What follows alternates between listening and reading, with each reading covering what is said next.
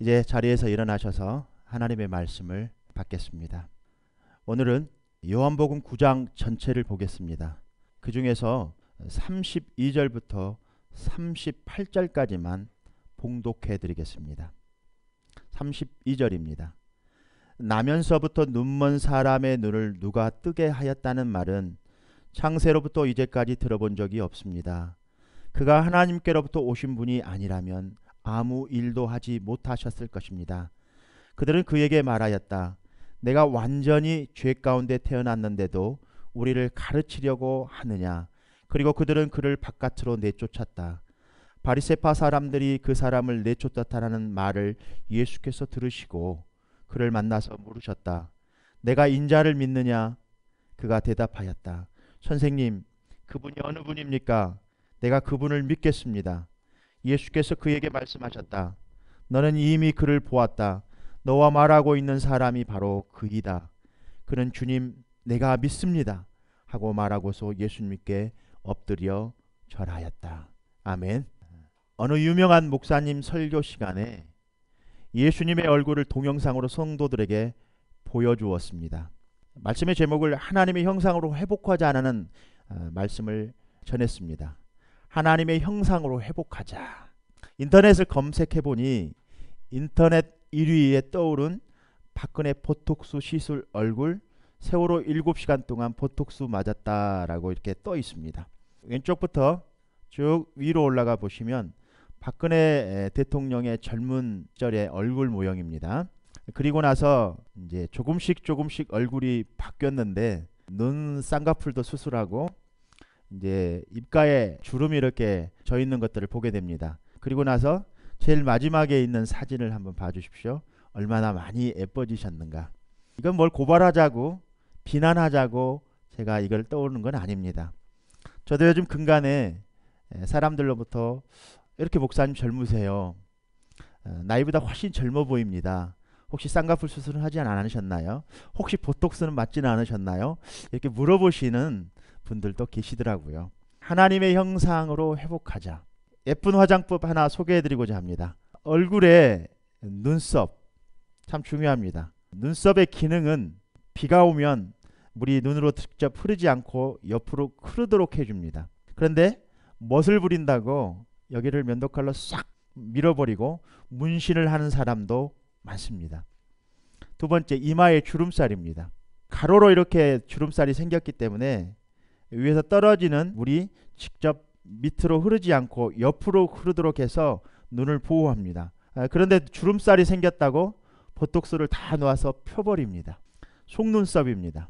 티끌이나 먼지가 들어가거나 그 속눈썹에 걸려 들어가지 못하도록 속눈썹이 이렇게 있는 것입니다.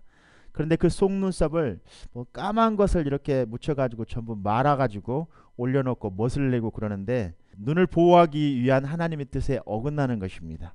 눈꺼풀입니다. 네 번째, 동공을 보호할 뿐만 아니라 눈의 모양새를 만들어주는데 결정적인 역할을 합니다. 그런데 그것마저도 칼집을 내가지고 좋은 눈 모양새를 망쳐버립니다. 다섯 번째, 눈물샘입니다. 눈물샘은 눈동자를 세척해 줍니다. 그 세척해 준 물이 이제 코로 흘러보내는데 코가 마르지 않고 항상 촉촉한 상태를 유지하도록 도와줍니다. 하수구가 막히면 눈이 항상 짓물려 있습니다. 그래서 눈물이 항상 고여 있는 것입니다. 그런 사람은 병원에 가셔서 그 막힌 곳을 뚫어줘야 합니다. 어쨌든 우리를 눈동자 같이 지키신다는 것은 이처럼 완벽하게 또 그리고 가장 중요하게 우리를 취급하신다는 것입니다. 하나님이 나를 지으시고 또 지으신 이가 하나님이시고 나를 부르신 이가 하나님이시고 또 나를 보내신 이도록 이가 하나님이신 거, 또 지금은 나의 나된 것은 하나님의 은혜로 되는 것입니다. 이제 나의 달려갈 길 다 가도록 나의 마지막 호흡 다 하도록 이렇게 나의 나된 것은 하나님의 은혜라라는 이 말씀에 찬양 가사가 있죠.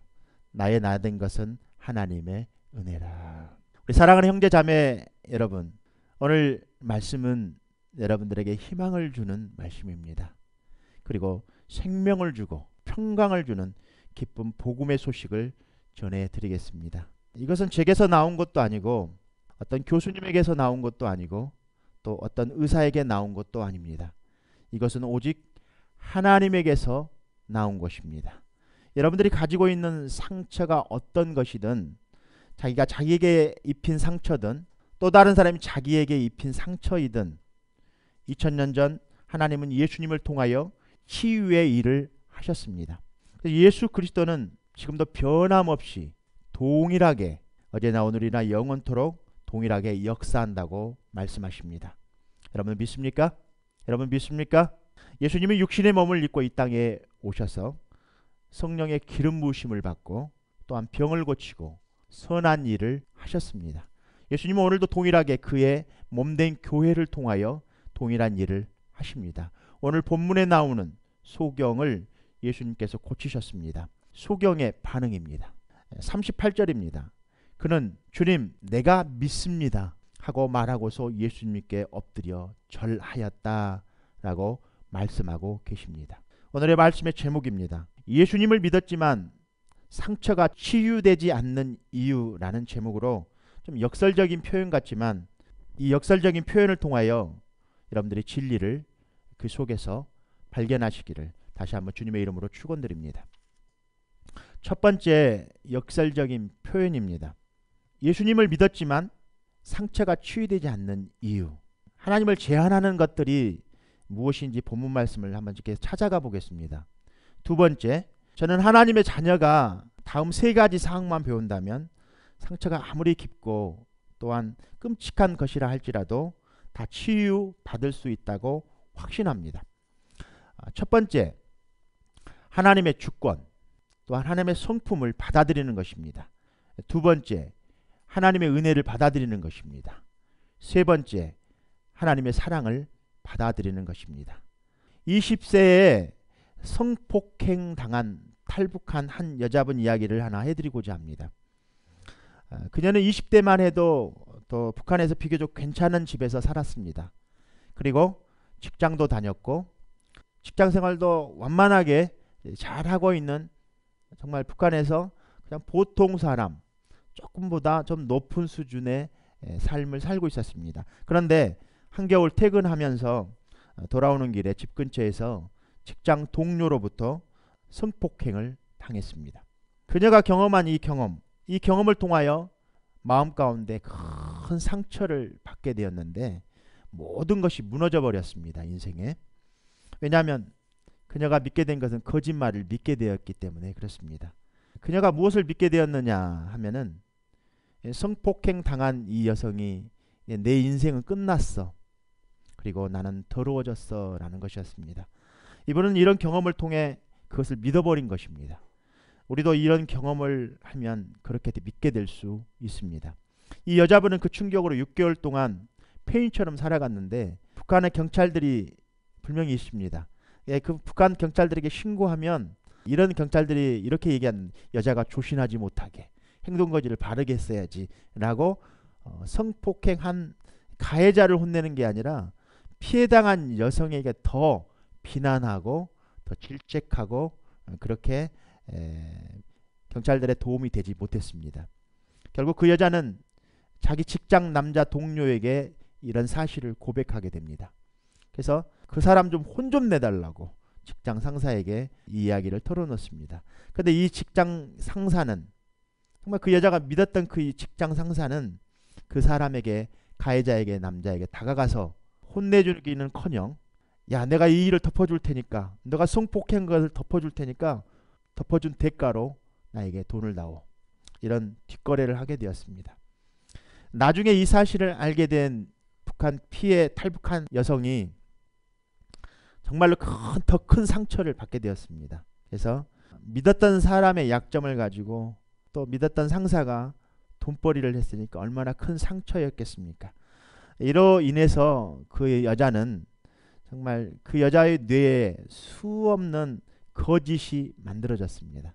이번에 결국 탈북을 결심합니다. 그래서 중국으로 갑니다. 중국에 가서 또한 또 나쁜 사람들을 만나게 되어 인신매매를 당합니다. 쇠고랑도 차게 되고 그래서 거기서 애까지 낳습니다. 10년 동안 인신매매를 경험하면서 그 여자는 또 숱한 고난의 길을 걸어갑니다. 결국 애도 버리고 한국으로 다시 이렇게 넘어왔습니다. 그래서 그 여자는 이제 예수를 그 사이에 믿게 되었습니다. 그 여자는 예수를 믿었지만 그런 경험들을 통해서 거짓과 아픔 때문에 올바르게 살아갈 수가 없었습니다. 사랑하는 형제자매 여러분, 잠시 우리가 하나님께 나아가서 우리 현재 것이든 과거의 것이든 여러분들 생애에 정말 치유 받아야 할 것들을, 여러분들의 상처가 있다면 그것이 무엇인지 오늘 주님 하나님께 보여달라고 잠시 구하시면 좋겠습니다. 오늘 예배 가운데 여러분들의 심령을 하나님께 올려드리고, 과거든 현재든 지금까지 모든 과정 속에서 정말 상처받았던 것들, 정말 주님께 치유받아야 되는 것들이 무엇인지 하나부터 다 이렇게 10가지 이렇게 하나님께 보여달라고 정말 간청으로 하나님께 올려드렸으면 좋겠습니다. 오늘 요한복음 9장 전체의 말씀은, 요한복음 전체 9장의 이 메시지는 요한복음 전체의 메시지이기도 합니다. 굉장히 중요합니다. 인류를 위해 메시아로 오신 예수님, 이 땅에서 그 위대한 사명이 잘 드러나 있습니다. 예수님께서는 자신의 사명은 하나님의 일을 하는 것이라고 말씀하고 있습니다. 그래서 우리는 성경 전체의 큰 그림을 먼저 보고 가겠습니다. 9장의 큰 그림입니다. 첫 번째, 소경을 치유하신 예수님입니다. 두 번째, 눈먼 소경이 체험한 간증입니다. 세 번째, 치유받은 소경의 새로운 삶의 이런 큰 그림을 가지고 있습니다. 예수님이 길을 가다가 날 때부터 맹인된 사람을 만나게 됩니다. 제자들은 죄로 인하여 맹인되었다고 생각했지만 예수님께서는 하나님이 하시는 일을 나타내고자 함이라고 말씀하고 계십니다. 그래서 예수님은 맹인을 고쳐주시며 자신을 세상의 빛이라고 말씀하십니다. 눈을 뜨게 된 이 사람은 예수님이 자신을 고쳐주었다고 사람들에게 증언합니다. 그런데 눈을 뜨게 된 이 맹인이 사람들 앞에 자신을 낫게 해준 사람이 예수님이신 걸, 메시아인 것을 증거하는데 바리새인 중에 분쟁이 일어납니다. 이걸 가지고. 그래서 바리새인들 중에서 맹인 되었던 자의 부모를 데려옵니다. 자초지종을 물어봅니다. 그러니까 이미 예수를 그리스도로 시인하는 자는 그 당시 유교 사회에서는 출교당하는 엄청난 결의를 들었기 때문에 자기가 대답하는 것을 꺼리고 아들이 장성했으니 아들에게 가서 물어보라고 합니다. 맹인은 반복되는 같은 질문에 사람들에게 그의 제자가 되려고 이렇게 나에게 묻느냐라고 물어봅니다. 예수님이 하나님께로 온 것이라고 확신 있게 그는 대답합니다. 유대인들은 욕을 하고 화를 내며 그를 쫓아냅니다. 예수님께 맹인됐던 사람을 만나 인자를 믿느냐고 이제 말씀하십니다.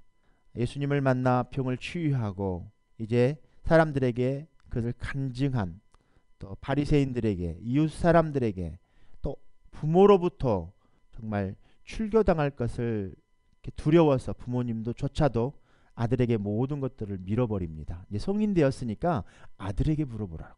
그러나 아들은 예수님의 제자로서 이제 모든 것들을 출교당할 그런 어려움을 극복하고 그것을 사람들에게 고백합니다. 그래서 그런 상황 가운데 있는 맹인에게 예수님이 찾아오셔서 이렇게 물어보는 거예요. 예수님께 맹인되었던 사람을 만나 인자를 믿느냐라고 물어보십니다. 그래서 맹인되었던 이 사람이 그가 누구인지 알려달라고 하고 예수님께서는 자신임을 이렇게 알려주고 있는 장면입니다. 이에 맹인되었던 사람은 예수님께 믿음으로 주님이라 고백하고 그리고 절을 합니다. 예수님께서 이 세상을 심판할 권세가 있음을 말씀하시고 깨닫지 못하는 바리새인들을 책망하십니다. 그리고 네 번째, 치유받은 소경의 새로운 삶, 예수 만난 새로운 삶을 살아갑니다. 증인의 삶으로서. 첫 번째, 역설적인 표현 같지만 예수님을 믿었지만 우리가 상처가 치유되지 않는 이유를 우리가 하나님을 제한하는 것들이라고 제가 말씀을 드렸습니다. 이제 본문 말씀을 통해서 한번 쭉 찾아가 보겠습니다.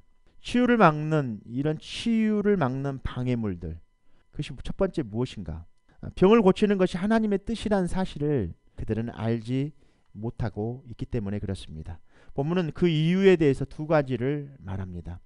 첫 번째는 예수님께서 행하신 표적을 놓고 유대인들이 두 가지 반응을 보입니다. 하나는 신앙과 불신앙입니다. 두 번째는 출교당하는 엄청난 시련입니다. 신앙과 불신앙 속에 출교당하는 어떤 시련과 그런 엄청난 시련에 대해서 두려움이 그들에게 찾아온 것입니다. 예수님께서 소경을 고쳐주신 사건 표적이 안식일 날 이루어졌습니다. 예수님의 전체 사역에 있어서 소경을 고쳐주신 사건은 특별한 의미를 갖고 있습니다. 예수님이 이 기적을 통해서 자신의 전체 사역의 의미와 목적을 드러내셨기 때문입니다. 예수님은 요한복음 5장에서 유대인들과 안식일의 주인이 누구인가 논쟁이 있었습니다. 여러분, 사람이 안식일을 위해 존재합니까? 아니면 안식일은 사람을 위하는 것입니까? 주의 안식일 교회가 있죠. 안식일의 중요성 토요일인가 휴일인가? 안식일이 사람에게 필요한 것입니까? 사람이 안식일을 위해서 필요한 것입니까? 여러분들 자신에게도 한번 질문해 보십시오. 예수님은 안식일의 주인이라고 말씀하십니다. 예수님께서 친히 안식일에 하나님께로부터 오는 참된 영적 안식을 주셨습니다. 안식일에 선을 행하는 것이 마땅하다는 것입니다. 예수님은 자신을 하나님과 동등하다고 말씀하셨습니다. 요한복음 9장 22절과 3절 말씀을 봉독해 드리겠습니다. 제자들이 예수님께 물었다. 선생님, 이 사람이 눈먼 사람으로 태어난 것이 누구의 죄 때문입니까? 이 사람의 죄인입니까? 부모의 죄인입니까? 예수님께서 대답하셨다. 이 사람이 죄를 지은 것도 아니요 그의 부모가 죄를 지은 것도 아니다. 하나님께서 하시는 일들을 그에게서 드러내시는 것이다. 안식일은 존재하는 이유에 대해서 분명히 말씀하고 계십니다. 안식일이 사람을 위해서 존재하는 것이다. 여러분들, 안식일은 사람을 위해서 존재하는 것입니다. 하나님께서 이 땅에 그 안식일의 주인이 이 땅에 그냥 전적으로 우리들을 사랑하죠. 무조건 그냥 뭐 어떤 우리가 선행을 해서 우리가 무슨 의를 이루어서 우리를 찾아오신 것이 아니라 그냥 하나님의 전적인 사랑을 통하여 이 땅에 육신의 몸을 입고 이 땅에 찾아오셔서 십자가에서 그것도 아무런 조건 없이 우리들을 위해서 죽어주시고 우리의 죄를 다 제물 삼아셔서 죽어주시고 자기 아들을 희생의 제물로 내어주신 아버지의 그 사랑. 그렇습니다. 안식일은 사람을 위한 것입니다. 사람이 안식일을 위해 존재하는 것이 아니라 안식일은 사람을 위한 것입니다. 이제 유대교 사이에 두 종류의 사람들이 대립하게 되었습니다. 하나는 예수님께서 안식일의 법을 어긴 것으로 보아 그는 죄인이라는 것입니다. 두 번째는 어떻게 죄인이 이적을 행할 수 있느냐고 반문합니다. 그들 사이에 깊은 딜레마에 빠진 한 분류가 생기고 한쪽 분류는 예수님을 죄인으로 정죄합니다. 한쪽 분류는 이것도 저것도 아닌 중간에 서 있습니다. 우리가 여기서 주목할 사람은 소경입니다. 소경인 예수님께 고침을 받고 예수님의 하나님이심을 믿게 됩니다. 소문으로만 듣던 메시아를 발견했습니다. 소경은 예수님의 은혜의 눈을 뜬 체험을 통해 신앙이 조금씩 자라갔습니다. 그런데 유대교인들이 소경에게 이렇게 겁박을 합니다. 그리고 강요합니다. 예수님이 죄인임을 희나라고 거짓 강요를 받습니다. 너가 증언한 그 예수가 죄인이라고 거짓 증언하라고 겁박을 받습니다. 그렇게 하지 않을 때 소경은 유대 사회 공동체로부터 엄청난 시련을 맞을 것을 알면서도 그는 그들에게 굴하지 않습니다. 출교당하는 것이 무엇일까? 기독교에서 이렇게 공동체 교회 안에서 교회 안에 죄를 저지르게 되면 교적에서 삭제해냅니다. 내쫓는단 말입니다. 교회에서.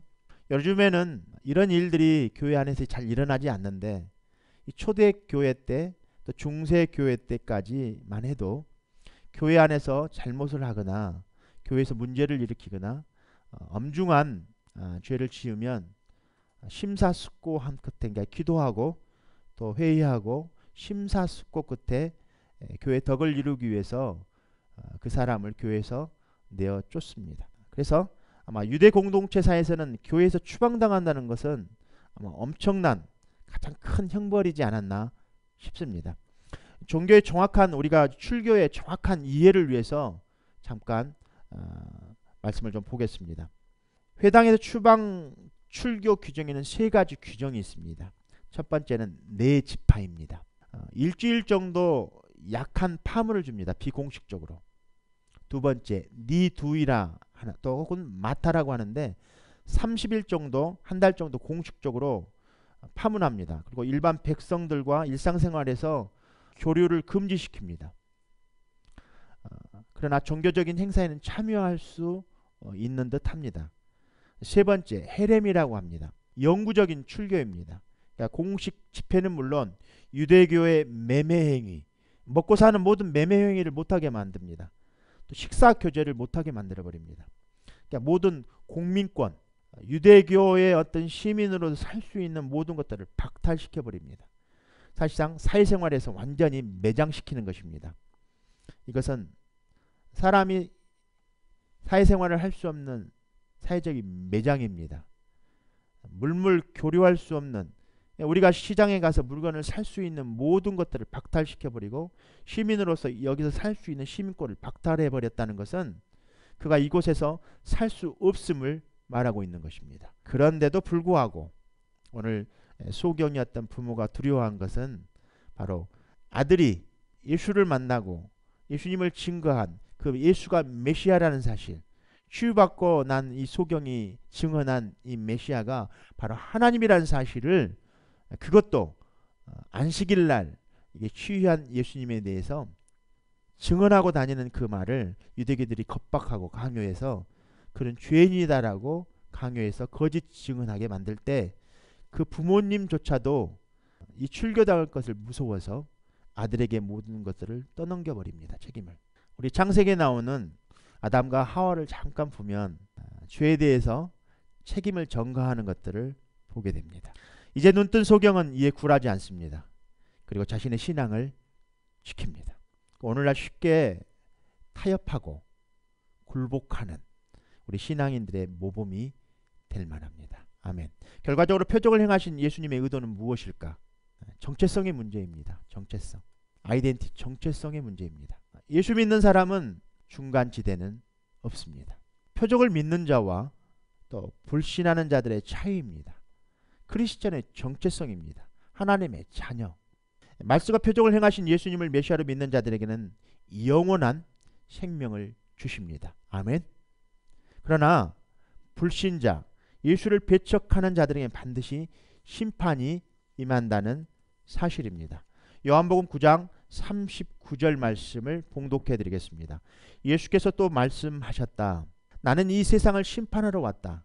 못 보는 사람을 보게 하고 보는 사람을 못 보게 하려는 것이다. 두 번째입니다. 저는 하나님의 자녀가 다음 세 가지 사항만 배운다면 아무리 상처가 크든 그것이 깊든 어떤 것이라 할지라도 정말 용서받지 못할 어떤 것이라 할지라도 우리는 다 치유함 받아서 용서할 수 있다고 저는 확신합니다. 첫 번째, 하나님의 성품과 주권을 받아들이는 것입니다. 왜 우리는 하나님의 주권을 받아들여야만 합니까? 만약 우리가 하나님께서 이 세상을 주관하고 계시지 않는다면 우리는 누구의 손에 있을까 한번 생각해 봐야 되지 않을까 싶습니다. 사람이나 어떤 사람과의 관계 속에서 일어난 사건들, 또 혹은 사탄의 어떤 역사들, 또 혹은 운명이라고 말하는 많은 것들은 다 하나님의 허락 없이는 어떤 일도 일어나지 않습니다. 하나님은 주권자이십니다. 그렇기 때문에 모든 만물을 주장하시는 하나님이 어떤 분인지를 우리는 알아야만 합니다.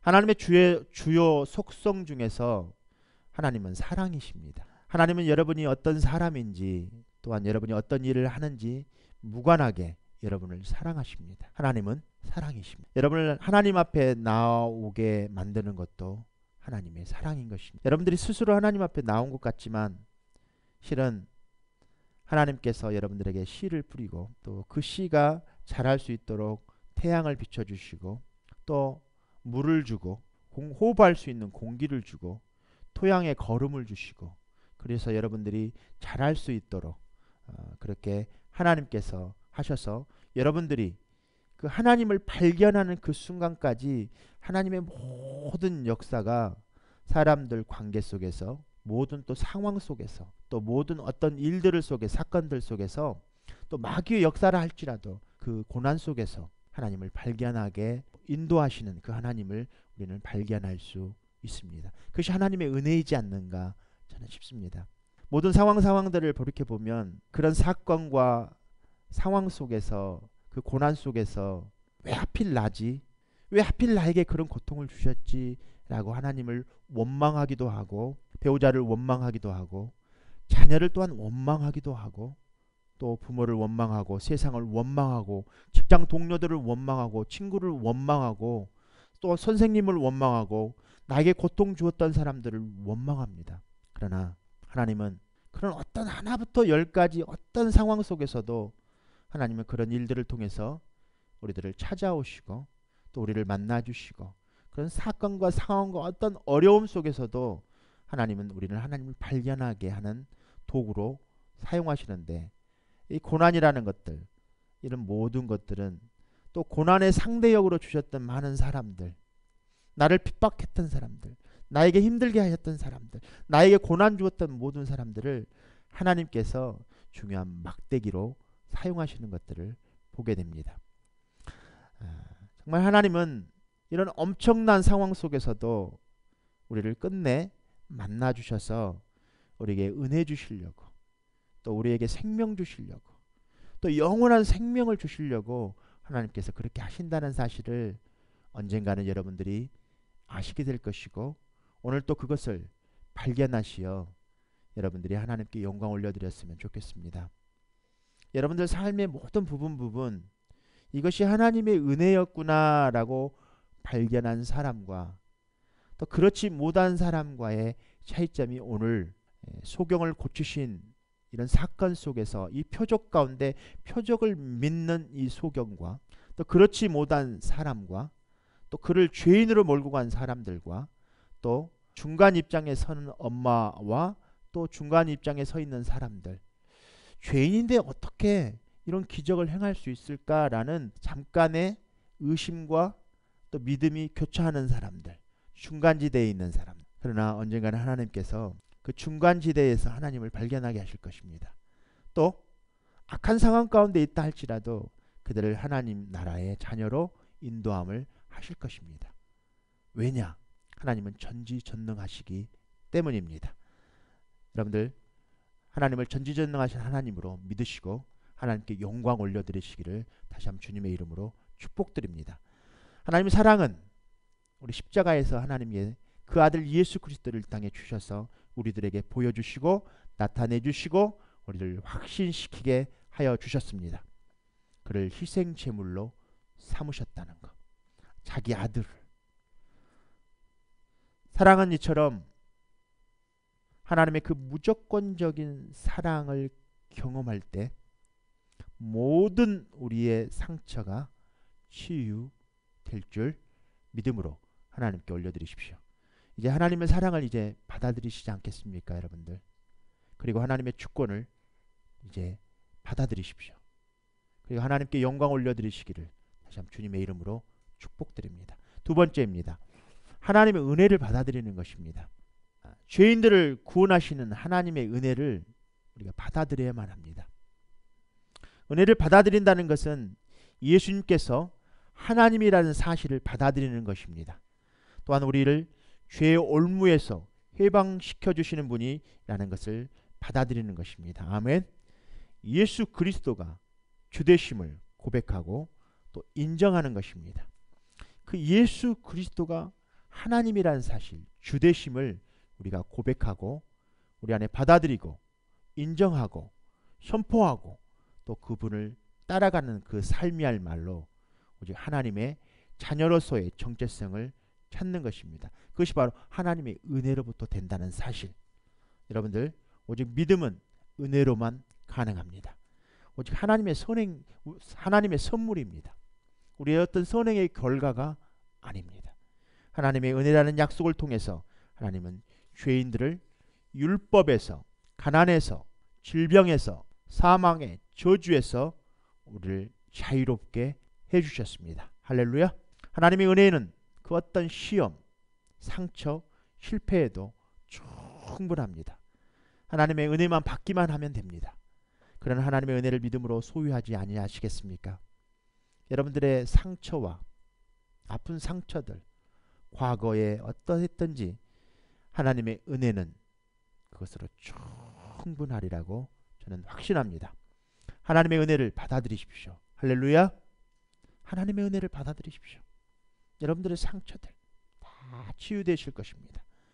이제 하나님은 여러분들에게 성령을 허락하십니다. 할렐루야. 성령님은 하나님의 자녀들이 의로운 삶을 살 수 있도록 우리를 인도하여 주십니다. 세 번째입니다. 하나님의 사랑을 받아들이는 겁니다. 사랑은 치유의 능력이 있습니다. 아멘. 기독교에 들어와서 예수를 믿고 신앙생활을 하게 됩니다. 사랑이라는 큰 전제 아래 우리는 바로 다 서게 됩니다. 하나님의 주권 밑에 서게 되고 하나님의 은혜 안에 서 있고 하나님의 사랑받는 자들로 서 있습니다. 이것이 바로 하나님의 정체성입니다. 근데 우리 안에 하나님의 주권, 성품을 인정해드리지 못한다면, 그리고 하나님의 사랑을 경험을 공급받지 못한다면 여러분들의 믿음은 그 사랑의 시작으로 된 것인데 그 사랑을 받지 못했다면 아마도 다른 사람들을 사랑하는 일은 더더욱 어려울 것입니다. 여러분들, 이제 2016년도가 마무리되어져 가고 있습니다.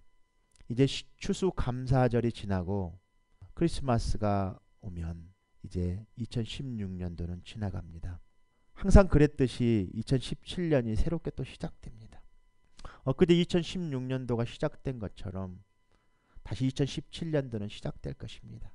2016년까지 살아온 모든 우리들의 과거의 상처들, 아픔들 오늘 해결하지 아니하고 2017년도로 가지고 가신다면 다시 2017년도 11월에 다시 2018년도로 가지고 가야만 하는 그런 어리석음을 계속 반복하게 될 것입니다. 여러분들은 하나님의 사랑과 지혜와 그런 은사들을 넉넉히 받으셨습니다. 우리가 예수님을 주로 고백한다는 것은 예수님이 우리 안에서 우리와 동행한다는 사실입니다. 여러분들이 예수님을 주라 고백해 드리고 이 땅에서 살아가실 때 예수님 없이 살아가는 삶과 예수님과 동행하는 삶의 차이점은 예수님께서 나를 통하여 그 일을 하시게 하는 것입니다. 예수님도 이 땅에 오셔서 그 하나님의 사랑 가운데 믿음으로 하나님께 순종해 드렸고 끝까지 인간적인 부분과 하나님으로서의 어떤 사명감을 가지고 이 땅에서 하나님께 순종의 삶을 마무리 지었습니다. 그의 삶 가운데 얼마나 고통과 아픔이 있었겠습니까? 그러나 끝까지 하나님 말씀에 순종할 때 결과는 정말 멋진 하나님 나라의 보좌가 그를 기다리고 있었습니다. 이제 우리들에게 하나님은 말씀하십니다. 오늘 이 생명의 말씀을 통해서 안식일의 주인은 예수 그리스도라는 사실, 그 생명의 양식을 주시려고 이 땅에 오셨습니다. 우리는 그 양식을 이제 먹었습니다. 이제 주님의 새 은혜와 새 힘 가지고 여러분들 가운데 삶에서 이 말씀들을 적용하시고 내가 의심과 불신과 믿음 안에 서 있지 않고 불신앙 가운데 서 있는 자리에 서 있어야만 하는가? 아니면 중간지대에 서 있는 사람인가? 아니면 정말 하나님의 표적을 경험하고 눈을 뜬 이 소경의 삶처럼 출교당하는 그런 어려움 가운데도 있는데도 불구하고 이 땅에서 사회생활을 하지 못하게 하고 이 땅의 시민권으로 살지 못하게 하는 그런 아픔과 고통과 어려움이 오는데도 불구하고 그는 결심합니다. 나는 예수를 믿노라 하고, 그리고 그것도 부족하여 얼마나 감사가 넘쳤으면 무릎을 꿇고 예수님께 절합니다. 그리고 예수님을 따라가는 그의 삶이야말로 우리가 진정 이 시대에 예수를 주로 고백한다는 이 사실은 엄청난 우리 시대의 비극상이지 않는가 싶습니다. 지금 시대에는 출교를 하면 다른 교회로 이동해 버립니다. 평적인 교회 이동이 자유롭고 어느 교회에 가서든지 자기의 모든 것들을 감출 수 있기 때문에 큰 교회, 대형 교회에 들어가서 소리 없이 신앙생활을 합니다. 아무도 모르죠. 그러나 하나님만 아십니다. 하나님은 불꽃 같은 눈으로 오늘도 어제도 오늘도 통일하게 우리를 지켜보시고 계시는 분이십니다. 우리가 일거수일투족 어떻게 이 땅에서 살았는가에 대한 삶의 결과는, 답은 하나님이 이 땅에 오셨을 때 말씀해 주실 것입니다. 챌린저, 오늘 이 말씀을 통해서 여러분들 이 말씀을 적용하시고 결단하시는 그런 도전이 있었으면 좋겠습니다. 저를 주목해 주십시오. 챌린저, 도전하지 않는 삶, 그것은 죽은 삶이다. 요한복음 9장 4절 말씀을 새 번역 성경으로 봉독해 드리겠습니다. 우리는 나를 보내신 분의 일을 낮 동안에 해야 한다. 아무도 일할 수 없는 밤이 곧 온다. 저를 다시 한번 주목해 주십시오. 첫째는 우리는 누구를 말합니까? 예수님과 제자들을 말합니다. 둘째, 나를 보내신 분의 일은, 예수를 세상에 보내신 분은 하나님이심을 고백하는 것입니다. 세 번째입니다. 아무도 일할 수 없는 밤이 곧 온다라고 말씀하시는 것은 예수님은 제자들이 이 땅에서 증인의 삶을 살 것을 말씀하시는 것입니다. 하나님께 예수님을 통하여 치유의 일을 하기 원하셨습니다. 할렐루야. 이제 그 예수님은 성령님을 통하여서 여러분들에게 오늘 말씀을 듣고 있는 삶을 적용하고 결단하고 정말 도전하는 자들에게 이 말씀을 주십니다. 도전하라. 도전하지 않는 자는 죽은 자의 삶이다. 여러분들의 도전의 말씀을 드리고 싶습니다. 우리는 하나님의 성도들입니다. 할렐루야. 우리는 하나님의 자녀들입니다. 할렐루야. 하나님과의 영적인 예수님을 통해서 연합의 관계에 있습니다. 요한복음에 보면 6장에 아주 가슴 아픈 장면이 나옵니다. 요한복음 6장에 보면 오병이의 기적이 나옵니다. 5천 명을 먹이시는 기적. 바다 위를 걸어오시는 그 예수님의 기적을 행합니다. 예수님께서.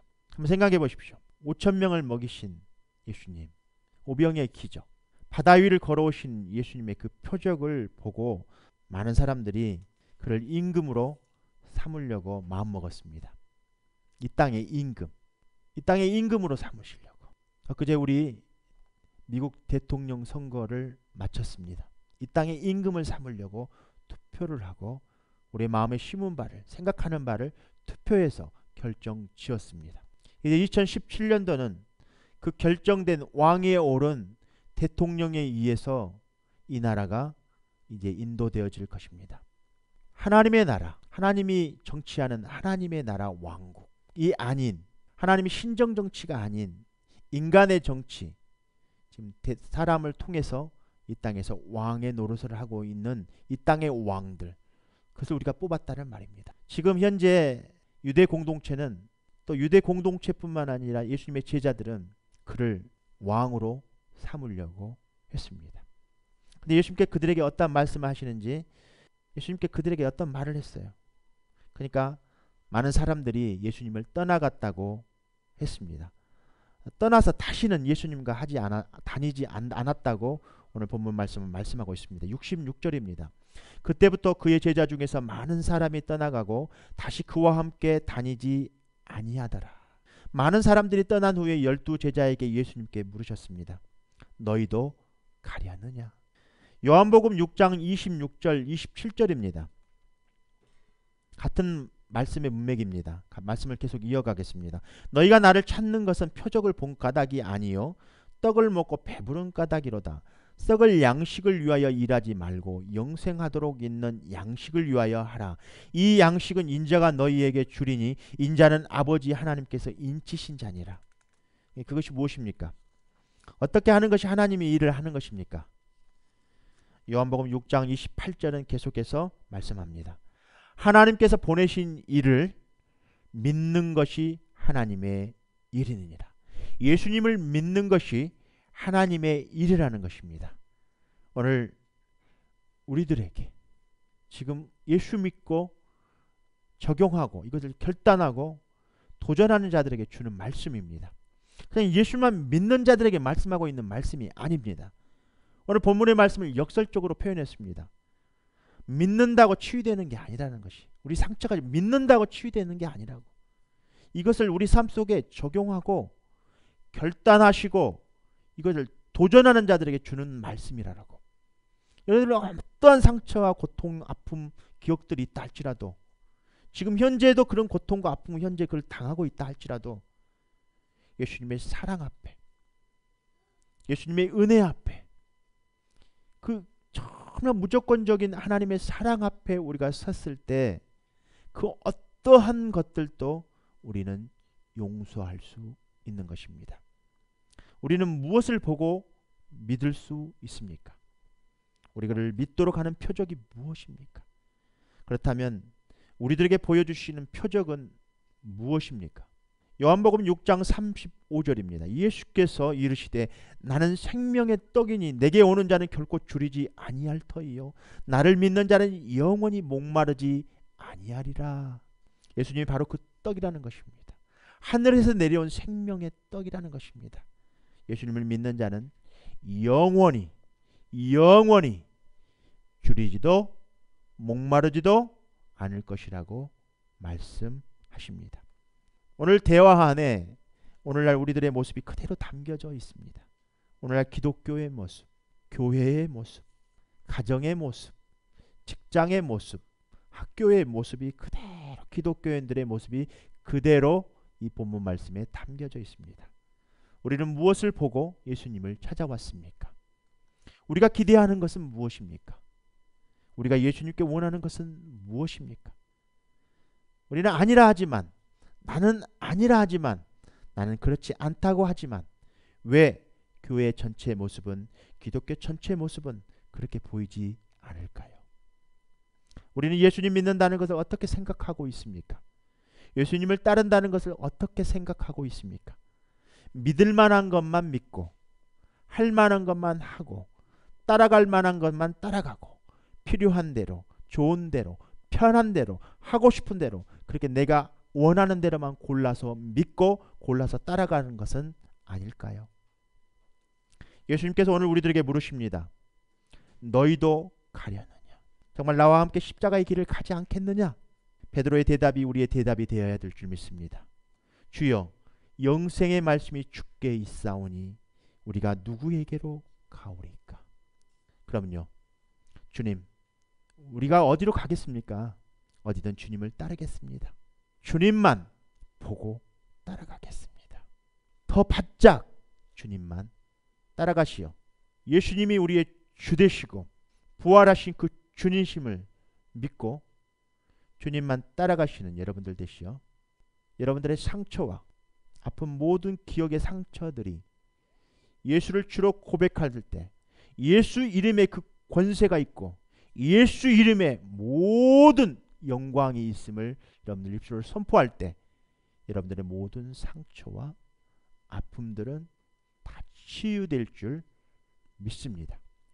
주님만 그렇게 믿고 이 말씀을 여러분들 삶 가운데 적용하시고 오늘 소경의 삶처럼 어떠한 출교가 있다 할지라도 어떠한 어려움이 올다 할지라도 여러분들이 당하는 고난과 어려움을 하나님의 영광을 위해서 고난받는다고 거짓 증언하지 마시고,